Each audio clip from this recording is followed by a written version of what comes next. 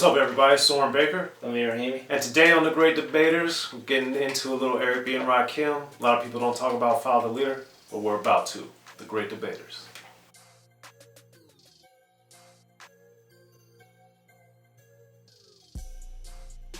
Alright, Amir. So today on The Great Debaters, we're talking about the 3 best songs on Eric B. and Rakim's Follow the Leader. This is their second album, came out in '88. Undoubtedly, unquestionably, and without discussion, the best year in rap history. So with that being said, this is their second album. Do you remember how you got introduced to it, or what made you get into this one? So with Eric B. and Rakim, like I've stated in the Big Daddy Kane video that came up a couple episodes ago, like with Big Daddy Kane, I had the very best of Big Daddy Kane, and KRS, I had a KRS-One retrospective CD, which were kind of more or less the greatest hits. With Eric B. and Rakim, I didn't have one of those CDs, so I was actually listening to them in order, which is something that I tried to do after I started to really like rap a lot. So in middle school, so Paid in Full was my first. I listened to that, loved it. Then came Follow the Leader, then Let the Rhythm Hit 'Em, so on and so forth. So this I actually was listening in order. And Follow the Leader is an album I personally think did not live up as well. I don't think it stood the test of time as well as Paid in Full, nor do I think it is good as Paid in Full, but I still think it is a good sophomore album. So I just remember, man, Rakim, I think for me, his flow changed a little bit. I feel like it was a little faster on this album on some of the songs, in particular some of my picks, which I'll get into. I should probably get into one right now. Let's do it. Track 1, Follow the Leader being one of them. I thought this was a strong opener. I think Rakim was, like I said, a little quicker. He's still very potent. I think he is also, like we've stated in previous videos, with the LLs and the Big Daddy Kanes, he's also bragging and boasting a lot. Not a lot, to their effect, but he's still doing it. For example, one of my favorite lines from the song is where he says he can take a phrase that's rarely heard, flip it, and now it's a daily word. That, it doesn't sound too braggy, but he's basically saying, he's influencing language and speech and the way people are talking, and that is very, very braggadocious. Yes. It's like the ego on these people, right? But no, Rakim, I think he's, the way that he presents it, and away from in a difference than Big Daddy Kanes or LLs or people like that, is I think Rakim is definitely a little more subtle with the way he says things, and also a lot of his metaphors, whether he's talking about Nam or whatever in the song, it's very thought out, and I think his vocabulary is also quite good. The things that he's saying and the way he's saying them, I think Rakim is just exceptional at it. And Follow the Leader, I think there's just a lot of those moments within that title track, and that's one of my top picks. Track 1, a good way to start off. Yeah, that's also one of my picks, probably not surprisingly to anyone, but that line in particular is also my favorite in the song, and it's great. It also, to your point, I think it also shows the evolution of Rakim to where he was looked at as a poet, as this great guy dropping all the 5% knowledge and being a phenomenal poet, which he is, but I think on Follow the Leader, the song and the album, we get a little bit more of the menacing Rakim, to where he sounds more muscular, more menacing, more authoritative and angry, whereas before I got the sense on Paid in Full it was much more just a slow flow and a charisma that he had, whereas I think, and maybe it also was affected by the video with Follow the Leader, where it was the mafia stuff, and that was definitely something that I think made Rakim seem a little bit more tough, for lack of a better way to articulate it at the moment.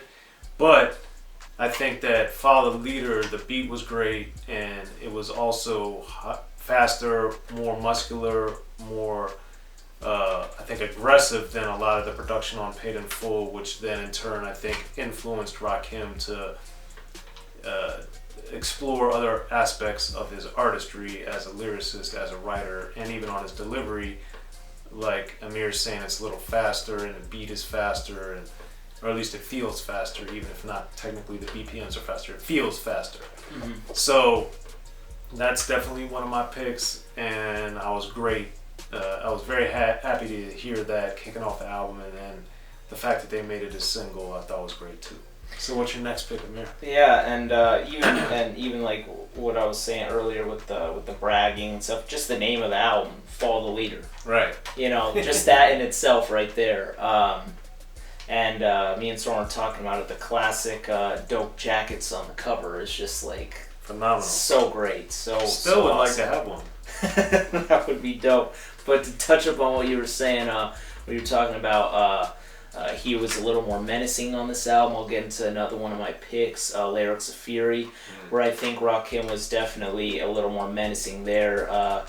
Even throughout the song, he's saying a fearified freestyle, and he's talking about, I think he also brings up Friday the 13th in this one, and he has more like menacing lyrics as well, and darker lyrics, and the instrumental as well I think is also slightly darker, a little faster, and I think this is kind of like a precursor to what we see on their next album, Let the Rhythm Hit 'Em, on that title track, Let the Rhythm Hit 'Em, which is actually it's definitely like for me top 3 Eric B and Rakim songs, but I think this is kind of like showing what he's capable of, because we already know he's an amazing lyricist, poet, all the above, and now he's kind of, whereas on Paid in Full he was kind of slower, on Follow the Leader he's going a little faster, and then like I said on Let the Rhythm Hit 'Em you see him go even faster and the beat is louder and faster, so I think this is like a good segue in between to that. And I think on Lyrics of Fury, just like the title of the song, Lyrics of Fury, that's what the song is. Right. It's like oftentimes with Rakim on his music, it's like, I know Rakim is a great artist, a great MC, but sometimes it gets so lost in like just his flow and how he's saying things, and I kind of forget like, oh shit, he's actually spitting knowledge and like great lyrics as well, and I kind of forget that, and then I have to be like, wait a second, I have to rewind 10 seconds because I know he said something dope, so I have to hear it again, and then it's like, you know, there's like a bunch of those moments where I kind of get lost. So yeah, man, Lyrics Fury is another one I picked. It's a dope one. That's also one of my picks, and in addition to what Amir was saying, I really think the beat on this song is phenomenal, the break beat they used, and then the fact that it's so aggressive, and it's like I always kind of thought of this as some, I don't know, like militaristic thing where it was like a tank or just some domination of an army just rolling over people. I don't know why I thought of that with this song when I was a little kid, but just hearing it, I just thought of somebody just destroying a landscape, and I thought that he did it vocally, verbally, and then sonically. The same trick was turned as well, and I just thought that this being the third song on the album, the fact that the first 3 songs just hit you back to back to back with such fury and furiousness, I thought was just great, man. And to hear in '88, this was also the year where people liked the LLs, even though Bigger and Deffer was '87, it carried over to '88. So you had like the LLs, Big Daddy Kane's. We started hearing more from Cool G Rap, KRS-One, Chuck D, like just these ferocious lyricists that were going all in over faster beats, rapping a little bit faster, and doing it in such a way where they were showing their verbal and lyrical dexterity and how they were able to articulate it. Kumo D, of course, as well, was one of them. But it was just amazing to hear this and to hear an artist that was so revered being able to show these different elements of his art and his mastery of rhyme. It was just great to hear.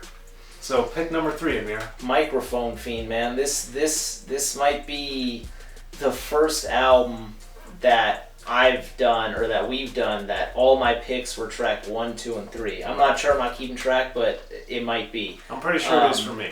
Because it's also my 3rd pick. Dude, track 1, 2, 3, I think, in my opinion, are clearly the most dominant songs of the album. At least my ear, what I prefer, the faster pace, etc., and just the way that they're executed. Microphone Fiend, I don't know if it was on a video game or something, but I remember hearing this before I started liking rap. Maybe it was on a video game or a movie or something, but I remember hearing this when I was younger, and then I picked this album up in like 7th, maybe 8th grade latest. So it was pretty early on in me listening to rap, but that beat I had heard before. Anyways, that nostalgia factor kicked in a little bit, but also just the things Rakim is saying on this song again. I think one thing that I really like about the song is also the title, Microphone Fiend. You know, he's craving the mic, he's craving, being an MC, etc., but instead of doing something negative, because usually Fiend is associated with, doing drugs or craving, something negative like that, right? Whereas he kind of flips it and makes it more positive. Instead of melting cones, he was melting microphones. Instead of cones of ice cream. Exactly, and then he's saying, I get a craving like a fiend for nicotine, but I don't need a cigarette, know what I mean? And then he's saying, other things about smoking dope, but every kind of negative thing, he's flipping it to how he wants to MC instead, or how, it's 12 and feed me hip hop and I start trembling, like gremlin. Like, these are things that he's kind of taking that drug stereotype and making it into like being an MC, and I think that's very clever. And Rakim is just showing how it's done. And I think this is also not only someone who's being clever with his raps, but it also shows that he truly respects the hip-hop culture, And I think that's also something that was more dominant like in the 80s and 90s and obviously the 70s, of people respecting, the culture and everything. And I think maybe that's gotten a little lost over the years, but I think Rakim is really showing how much he cares about the rapping, the MCing, Eric B, doing what he's doing throughout the album as well. And then also the cherry on top is the end, where you get the beat the whole time, and at the end you get kind of like the little breakdown, and then the microphone. Right. So it's I think it's a special song, man. This is actually probably my favorite song of the 3. It's also my favorite. Microphone Fiend is also my favorite song on Follow the Leader. And I doubt this is it, but maybe you had heard that beat from X-Clan, because they used it a little bit after them with Graham Verbalizer, What Time Is It? I doubt that's where he heard it, but it's possible. It's possible. But when X-Clan used it a couple years later, I was like, oh man, that's awesome, because this was my favorite song on the album, my favorite beat on the album, and I liked how, Rakim, like Amir was saying, was using all these descriptive ways of explaining and dedicating his devotion to rap and rapping. And I just thought it was amazing the way that he was doing all this and flipping all these things. And, this to me was a song that showed the best of Rakim in '88, because I thought it was the best song on his album. Yeah. But I also thought it was more in line with Paid in Full, which probably also is why I liked it a lot, because Rakim is more, the beat, has the same type of feel to it, and then Rakim also is rapping more slow and in pocket, as opposed to the faster, more aggressive, which clearly I love as well. But this one, I think it just stands out because of, he had, I would argue, lyrics of fury just executed in a more classic Rakim way on Microphone Fiend, which made me love it. And then I did like how it was sandwiched in between these two super aggressive songs, that it was more kind of laid back and not as forceful. So for all those reasons, I love Microphone Fiend, and I can't articulate enough how much I love the beat. So the beats are always very important to me because that's clearly 50% of the song. But that one in particular just stands out to me as a phenomenal sonic masterpiece. So those are my 3 picks and Amir's 3 picks. But what about you guys? What are your top 3 songs on Eric B. and Rakim's Follow the Leader? Be sure to hit us up in the comment section and like, subscribe, and share to both Unique Access and the Rappin' and Snackin'. And we'll be sure to get back to you guys. I'm Soren Baker. Amir, Rahimi. The Great Debaters. Thank you, Eric B. and Rakim, for this one.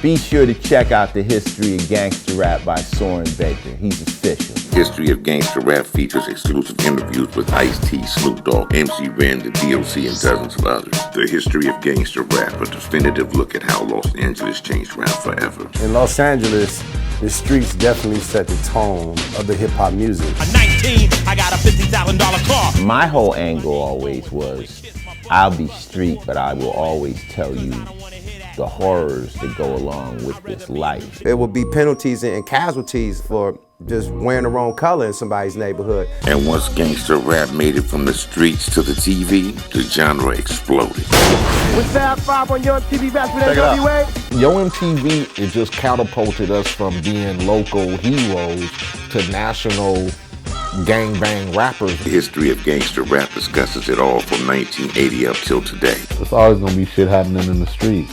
You know what I mean? So it's always gonna be something to talk about. The History of Gangster Rap in stores now.